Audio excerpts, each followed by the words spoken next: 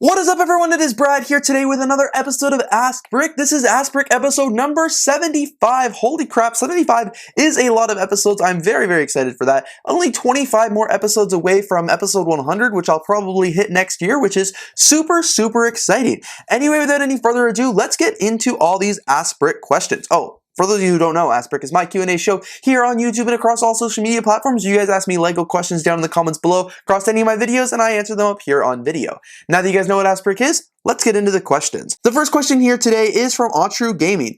AskBrick, would you say working at the LEGO store had an impact on your passion? Did you ever get fed up with LEGO or change your views about the hobby, like coming from a builder to an investor or something like that?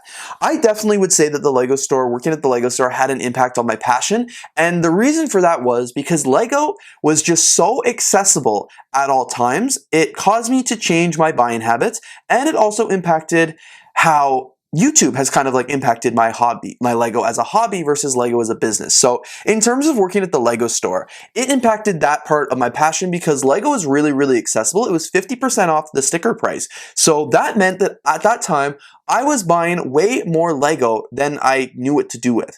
I was basically spending a lot of my paycheck just buying new LEGO sets. Any set that I remotely wanted, it was 50% off, so I bought it. There was no set that I was like, maybe I should get this. And in fact, I was actually buying LEGO sets that I didn't even really want or didn't even really need.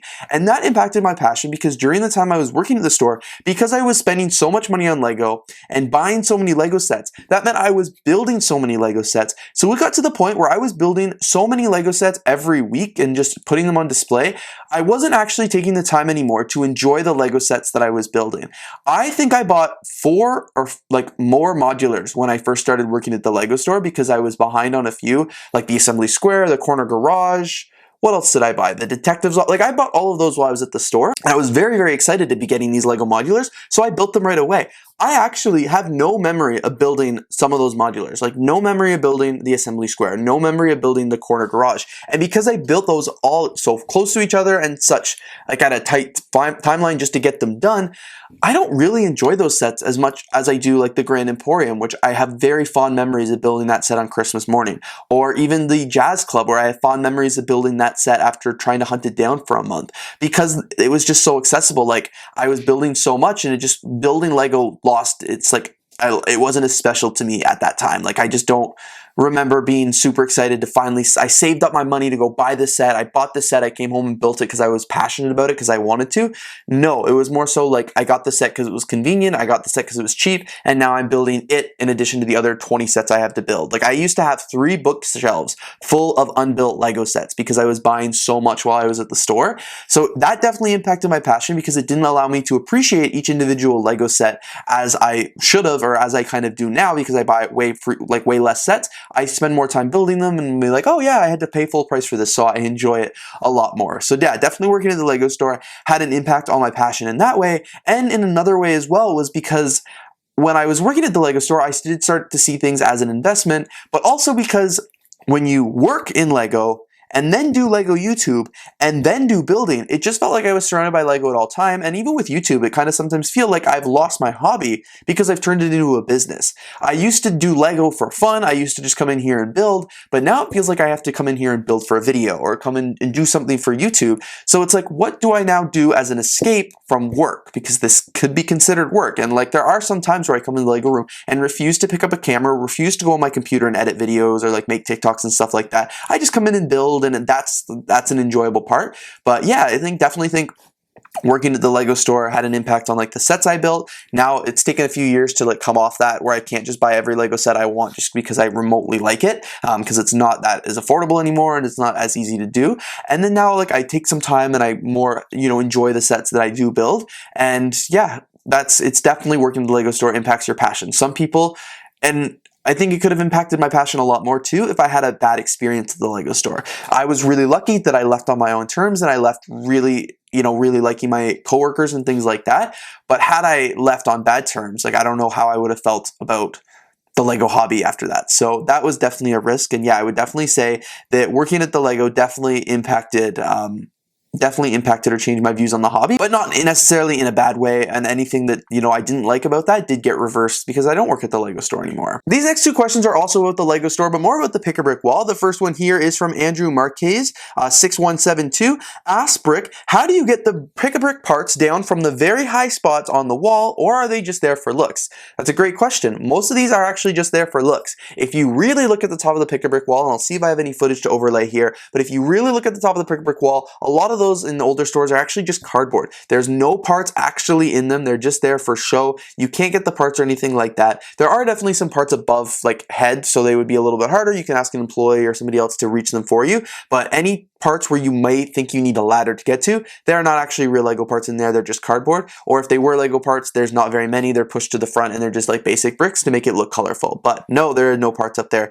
so you don't have to worry. This next one is from Deco4K677. AskBrick, can you measure the Pick-a-Brick cup cardboard boxes inside, preferably in metric, to see how many bricks fit inside? Absolutely. So when the Pick-a-Brick cups come out soon, they're not out in the official Lego stores yet, they're still using the Pick-a-Brick cups, but when the Pick-a-Brick boxes come out, you guys can bet I will be making comparison videos on those cups to see how many parts I can get in a box versus how many parts I can get in a cup, and vice versa. So I will definitely be making a full comprehensive video on that. There are a few on YouTube, but some of them aren't testing exactly what I wanted to be able to test out. So once I get my hands on some Pick-a-Brick boxes, I will 100% make a video on it, but unfortunately until then, I don't have access to them, so we will have to wait and see. This next question is from Tara Muldon 1949. AskBrick, what is your most expensive Lego minifigure that you own? So this most expensive Lego minifigure that I own, I would definitely have to say would be the factory test print Lego minifigure that I got at Brick World Chicago. This is my most expensive Lego minifigure ever because I did pay over $100 USD for it, and it's definitely one of the most rare figures that I have in my collection.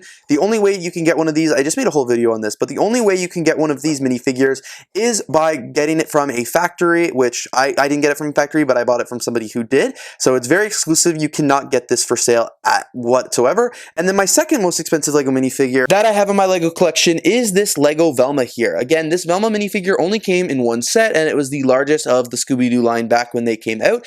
And my dad actually bought this one for me on the secondhand marketplace. He bought it at a Lego convention, and he paid almost $100 Canadian for it as well. It's a very expensive figure now. It's because it's only in one set, and if people didn't get, you know, that very, very large set, you cannot complete your mystery gang without this Lego minifigure. So I would say that the Lego factory minifigure is the most expensive, and Velma comes in at a close second. That's maybe not as an exciting of an answer as some people's Legos collection. I know some people have like San Diego Comic-Con figures, or very exclusive Star Wars figures, or Boba Fett's and things like that. I'm not a Star Wars collector, I'm not a superhero collector, so unfortunately most of the minifigures I would have in my collection are probably not all that expensive. The CMS would probably be some of the most expensive, or like convention figures, or like some random exclusive ones, but I don't have any like really crazy, you know, minifigures that are worth like $5,000 or something like that, just because that's not the kind of Lego collecting I do. I also do have a very extensive collection of custom Lego minifigures, which I forgot to mention, although most of these are definitely only worth like 30, 40 bucks or something like that, not into the hundreds yet, but these are definitely also some of probably the most expensive minifigures that I own. This next question is from Jamie's World 1690. AskBrick, do you own every single Lego set known to man? Oh my god, Jamie, no. Not even close. I have, you know, over 1,000 Lego sets here in my Lego collection.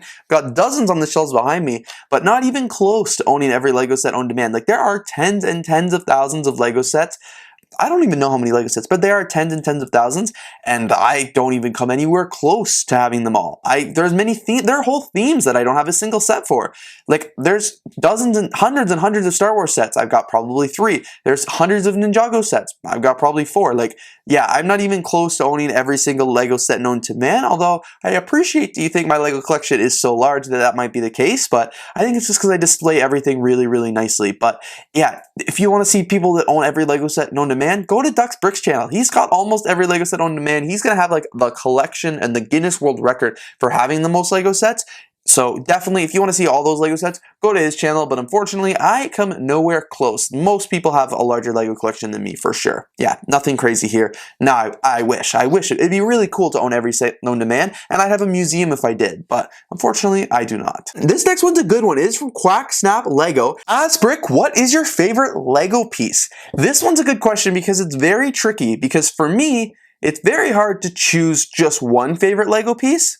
But over the years, I think there is a few that I'm going to show you now. So I think the first one in terms of practical use of my favorite Lego piece would have to be the tile. I really love these pieces. Specifically, I love the 2x2 tan tile, the dark tan tiles.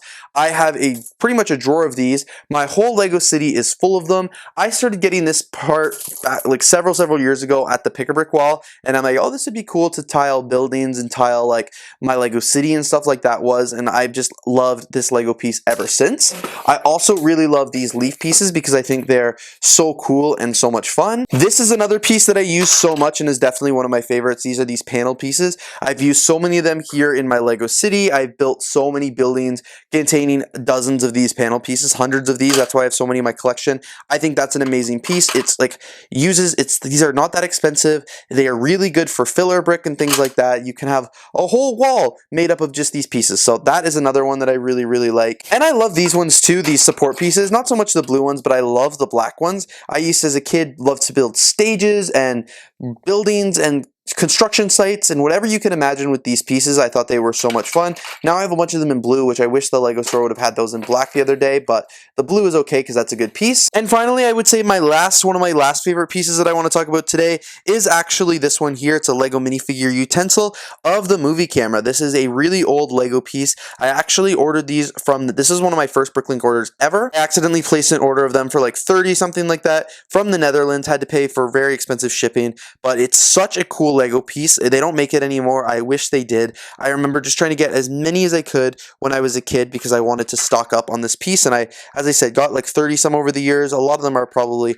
in my Lego city or in other areas of the Lego room, but I absolutely love this piece and I wish Lego would come back with more of them. And there we have it for today, folks. Thank you so much for tuning in to another episode of AskBrick. I had a ton of fun answering all of these questions this week. This is the last episode of AskBrick for 2023, so if you guys have any questions that are outstanding, or if you leave questions in the comments below on this video, I will get to them sometime next year. Anyway, you guys, thank you so much for watching today's video. If you did enjoy, please don't forget to leave a like, comment, and of course subscribe, and I'm looking forward to seeing you all here in the next video.